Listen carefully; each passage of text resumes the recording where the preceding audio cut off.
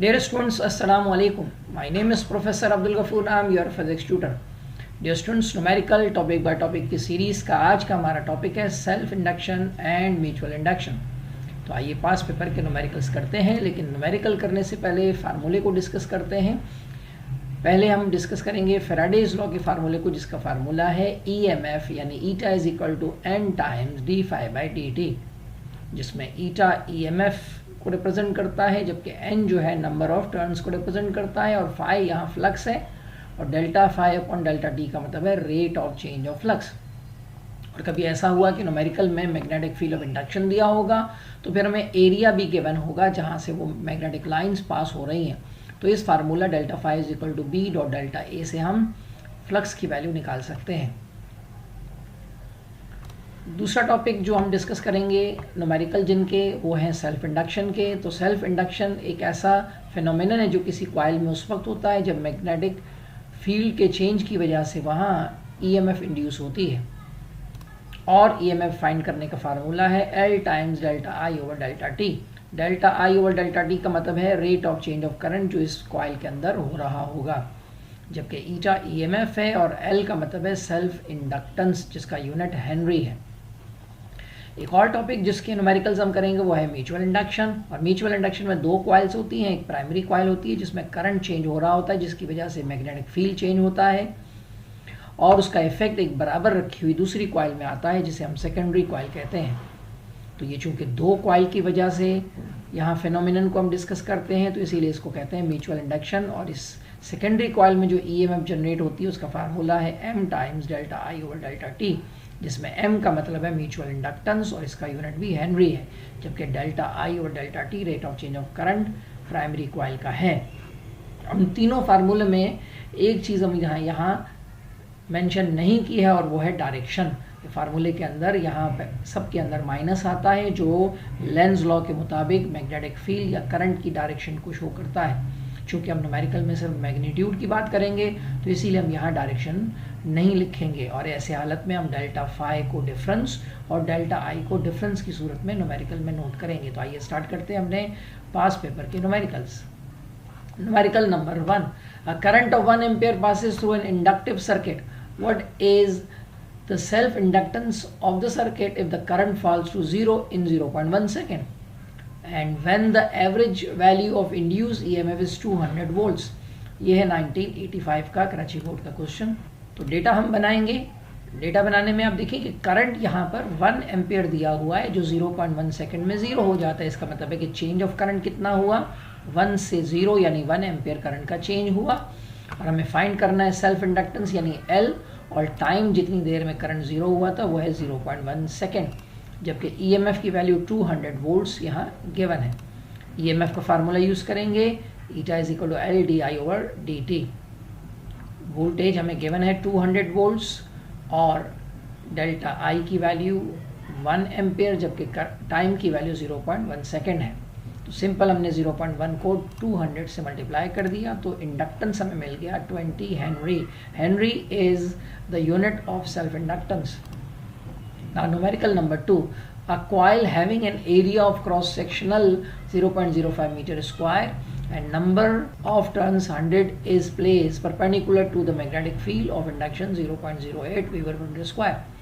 How much EMF will be induced in it if the field is reduced to 0.02 in 0.01 second? जबकि सबसे पहले हम area की value note कर लेते हैं। 0.01 मीटर स्क्वायर एरिया की वैल्यू है, और नंबर ऑफ टर्न्स 100 गिवन है N की वैल्यू, और B की वैल्यू जो चेंज हो रही है वो 0.08 से 0.02 हो रही है। तो चेंज ऑफ फ्लक्स कितना हो गया पर मीटर स्क्वायर, वो हो गया 0.06 वेबर पर मीटर स्क्वायर। और कितनी देर में हुआ, तो वो टाइम है हमारे पास 0.01 सेकेंड, और हमें EMF की वैल्यू कैलकुलेट करनी है। तो हमने फैराडेज लॉ का इस्तेमाल किया कि eta is equal to n delta phi over delta T, लेकिन चूंकि हमें डेल्टा फाई नहीं दिया हुआ, उसकी जगह पर B का चेंज और एरिया गिवन है, तो हमने डेल्टा फाई की value B delta A put कर दिया। वैसे B डॉट डेल्टा ए होता है, लेकिन यहाँ चूंकि वर्ड लिखा है परपेंडिकुलर उस सरफेस के साथ, तो वेक्टर एरिया का एंगल 0 होगा, और यहाँ cos 0 1 हो गया, तो ये हो गया B ए फाई की जगह पर हमने फार्मूले में पुट कर दिया। अब हमने जस्ट वैल्यू सब्स्टिट्यूट करनी है, एन की वैल्यू 100, बी की चेंज ऑफ वैल्यू 0.06 और एरिया है 0.05, जबकि टाइम की वैल्यू 0.01 है। इसको कैलकुलेटर से सॉल्व किया तो ईएमएफ जो इंड्यूस हुई वो थी 30 volts. Now numerical number 3, what will be mutual inductance of two coils when the change of a current 3 amperes in one coil produces the change of magnetic flux 6 exponent minus 4 Webers in the second coil having 200 turns। तो यहाँ में current का change given है 3 ampere, जबकि mutual inductance हमें find करनी है, और मैग्नेटिक फ्लक्स का चेंज गिवन है 6 एक्सपोनेंट माइनस 4 वेबर्स, और नंबर ऑफ टन्स हमें गिवन है 2000 टन्स, और हमें मालूम करना है म्यूचुअल इंडक्टेंस का। तो यहाँ हम दो फार्मूले इस्तेमाल करेंगे, एक है म्यूचुअल इंडक्शन का फार्मूला और एक है फैराडेज लॉ का फार्मूला। जब दोनों को हम कंपेयर करेंगे तो डेल्टा टी कैंसिल हो जाएगा और हमारे पास एक कंपैरिजन फार्मूला आ जाएगा, M delta I is equal to N delta phi. चूँकि हमें एम फाइंड करना है तो डेल्टा आई को वहाँ हमने डिवाइड कर दिया, वैल्यू सब्स्टिट्यूट की, और जब कैलकुलेटर से इसको सॉल्व किया तो म्यूचुअल इंडक्टेंस आ गया 0.4 Henry. Now numerical number 4, an EMF of 45 millivolts is induced in a coil of 500 turns when the current in a neighboring coil changes from 10 amperes to 14 amperes in 0.2 second। दो part यहाँ पूछे गए हैं।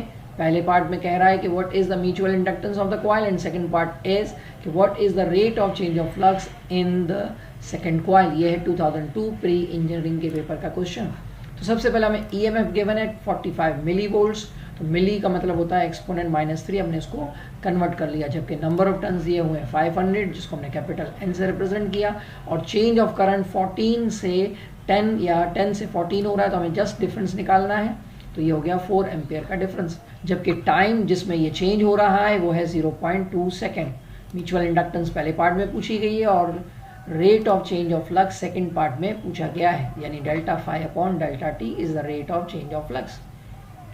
तो सबसे पहले हम मालूम करेंगे पहले पार्ट में म्यूचुअल इंडक्टेंस।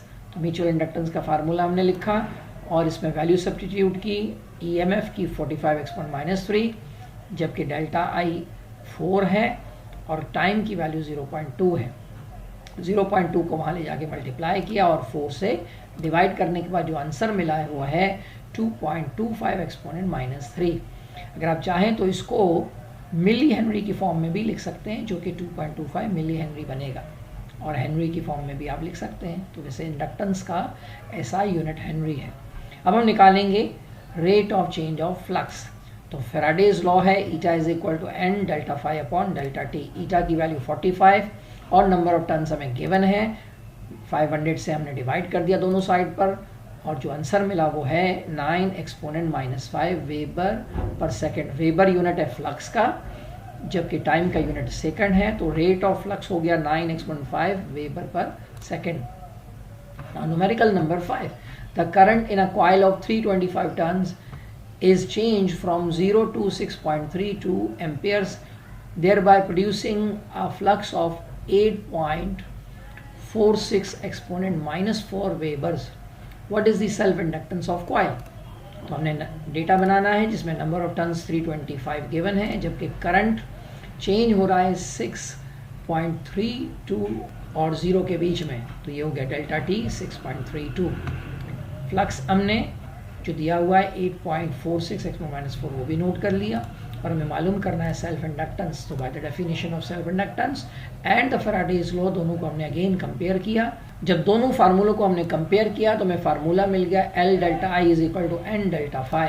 तो एल इज इक्वल टू हो गया N time delta phi upon delta T, value substitute कर दी, with the help of calculator solve किया तो हमें आंसर मिल गया 0.0435 हेनरी, और अगर हम चाहें तो इसको मिली हेनरी में कन्वर्ट करें तो ये हो गया एक्सपोनेंट माइनस 3, जिसको मिली कहा जाता है, तो मिली हेनरी में इसका आंसर आ गया 43.5 मिली हेनरी। आप इसको हेनरी में भी रख सकते हैं। Now numerical number 6, the current in a coil of 500 turns is changed from 0 to 5.43 ampere, thereby producing a magnetic flux of 8.52 exponent minus 4 Webers. What is the self inductance of coil? ये है 2004 का question. इसका data बनाते हैं। तो सबसे पहले हमें यहाँ नंबर ऑफ टन्स गिवन है 500, कैपिटल N हो गया 500 टन्स, जबकि चेंज इन करंट 5.43 एम्पियर है, तो डेल्टा आई हो गया 5.43 एम्पियर। और मैग्नेटिक फ्लक्स दिया हुआ है 8.52 x⁻⁴ वेबर्स, तो डेल्टा फाई हो गया 8.52 x⁻⁴ वेबर। हमें self inductance capital L find करना है। दो फार्मूले हमारे पास, एक है सेल्फ इंडक्शन का और एक है फैराडेज लॉ का। दोनों को हमने इक्वेट किया जिससे डेल्टा टी कैंसिल हो गया और फार्मूला मिल गया L delta I is equal to N delta phi. L के लिए हमने फार्मूले को अरेंज कर लिया और जो वैल्यू गिवन है उसको फार्मूले में सब्स्टिट्यूट किया और with the help of calculator जब इसको सॉल्व किया तो आंसर मिल गया L is equal to 0.0785 henry. अब अगर इस डेसिमल प्लेस को मैनुअली राइट साइड पर 3 डिजिट शिफ्ट करेंगे तो ये बन जाएगा 10⁻³ 78.5 और 10⁻³ मिली होता है तो ये कन्वर्ट हो गया 78.5 मिली हेनरी। ये ऑप्शनल है, अगर आप चाहें तो इसको हेनरी में ही रहने दें या फिर इसको आप कन्वर्ट कर लें। एक मेथड ये है कि आपके पास कैलकुलेटर में अगर ENG का बटन है उसको प्रेस करके भी आप 10⁻³ बना सकते हैं। Numerical number 7. In a circuit there is a current change of 3 ampere in such that it falls to 0 in 0.1 second. An average EMF of 150 volts is induced in it. What is the self inductance of the circuit? ये है 2005 supplement का paper का question. Change in current delta I 3 ampere दिया है और time 0.1 second है, जबकि voltage EMF जो है वो 150 वोल्ट्स है। सेल्फ इंडक्टेंस फाइंड करनी है तो अगेन हमने सेल्फ इंडक्शन वाला फार्मूला यूज़ किया और इसको जो वैल्यूज़ हैं सब्स्टिट्यूट कर दी। 0.1 150 से मल्टीप्लाई हो जाएगा और 3 डिवाइड हो जाएगा तो आंसर आ जाएगा हमारे पास 5 Henry. Now numerical number 8. A pair of adjacent coil has a mutual inductance of 850 millihenry. If the current in the primary coil changes from 0 to 20 amps in 0.1 second, what will be the change of magnetic flux in the secondary coil of 800 tons? ये है 2009 का question. तो question में हमें सबसे पहले 850 milli henry inductance दी हुई है, तो मिली का मतलब होता है 10⁻⁻3। आप स्मॉल h भी यूज़ कर सकते हैं और कैपिटल H भी यूज़ कर सकते हैं हेनरी के लिए। जबकि करंट चेंज हो रहा है 0 से 20 यानी डिफरेंस ऑफ करंट हो गया 20 एम्प्स और ये टाइम इंटरवल होता है 0.1 सेकेंड में। हमें मालूम करना है डेल्टा फाई यानी चेंज ऑफ फ्लक्स, जबकि नंबर ऑफ टर्न्स 800 गिवन है।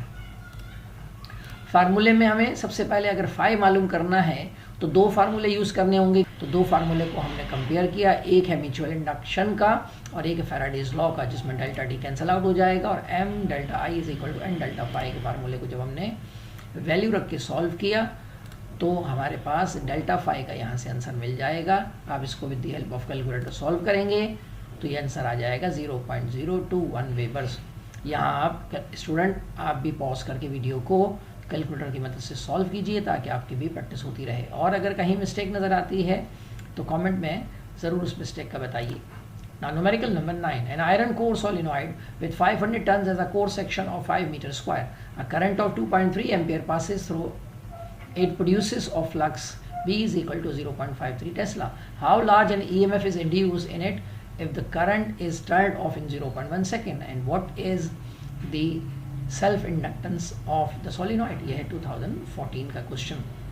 लिखा ज़रूर सोलिनॉइड है लेकिन ये सेल्फ इंडक्शन का क्वेश्चन है क्योंकि हमें सेल्फ इंडक्टेंस फाइंड करनी है। तो नंबर ऑफ टर्न्स 500 हो गए, एरिया है 5 सेंटीमीटर स्क्वायर जिसको हमने ट्वाइस 100 से डिवाइड कर दिया तो ये मीटर स्क्वायर में कन्वर्ट हो गया। करंट का चेंज जो है वो 2.3 एम्पियर है, जबकि B की वैल्यू यानी फ्लक्स डेंसिटी की वैल्यू 0.53 टेस्ला गिवन है। EMF फाइंड करना है और चेंज जो हो रहा है वो 0.1 सेकेंड में हो रहा है और सेल्फ इंडक्टेंस भी फाइंड करनी है। तो EMF और सेल्फ इंडक्टेंस हमें फाइंड करनी है। तो पहले हम निकाल लेते हैं EMF की वैल्यू और उसके लिए हमारे पास फैराडेज लॉ का फार्मूला है eta is equal to n delta phi upon delta D. चूँकि डेल्टा फाई यानी फ्लक्स नहीं दिया हुआ, उसकी जगह फ्लक्स डेंसिटी दी हुई है तो हमने फ्लक्स का फार्मूला B इंटू ए यूज़ कर लिया। सोलिनॉइड में मैग्नेटिक लाइंस और क्रॉस सेक्शन एरिया का जो एंगल होता है वो 0 होता है, इसलिए डॉट प्रोडक्ट यहाँ नहीं आएगा। तो फाई की जगह पर हमने B A की वैल्यू पुट कर दी और यहाँ एन, बी, ए और डेल्टा टी की वैल्यू जब सब्स्टिट्यूट करके सॉल्व किया तो ईएमएफ मिल गया हमें 1.3 वोल्ट्स। अब हम निकालेंगे self inductance by the definition of self induction. Formula हमारे पास eta is equal L delta I over delta T.